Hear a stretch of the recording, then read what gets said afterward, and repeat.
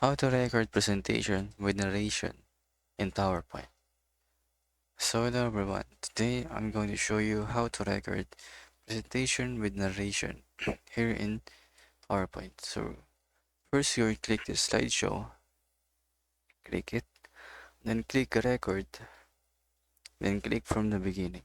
Then after that click start recording. So here it is. It's going to start recording now and it's going to record your voice also. So for example, it's talk now, hello, hello, mic test. And if you want to close it, just click the X. And here, if you want to preview the sound or the mic or narration that you want, you can click this speaker icon here, click play, and then going to play the mic that it captured.